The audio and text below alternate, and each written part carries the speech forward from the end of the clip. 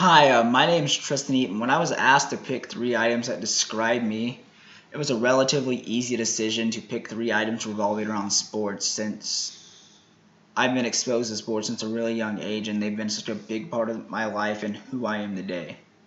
So my first item I'm going to show you guys today is my basketball. The reason why I picked a basketball was I've been playing since I've been 3 years old, and it was the first sport I ever did play. And my dad was actually my first coach, and my brother was on my team as well. So it was honestly picture perfect from the first time I ever played. And I played basketball all the way through my senior year in high school, and I love the game, and so does my dad and my brother. And it was just something we could all relate on. If it was we were out playing, or he was coaching us, or we were just sitting in the living room watching a game on television, it was just something we could all relate to. And that's why I picked it as my first item. My second item is my running shoes. And I really discovered my passion for running, I guess, later in life. I was actually 12, so I guess it wasn't too late in life.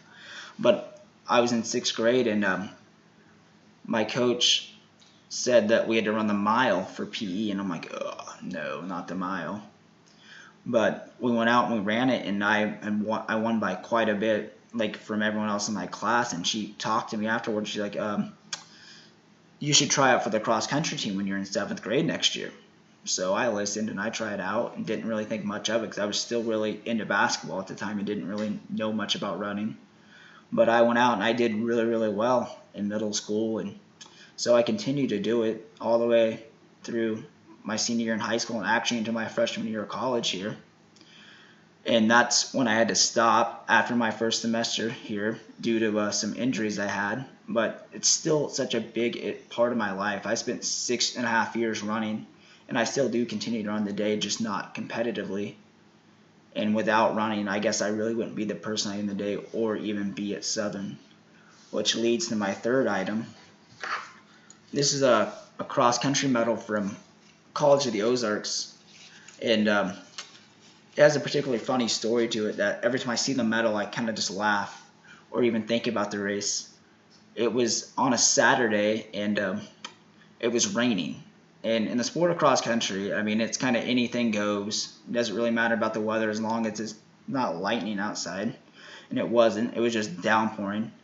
So they decided to have the race, and it's out here in this field, and I mean, it's just mud everywhere, and it was just slick, and people were falling.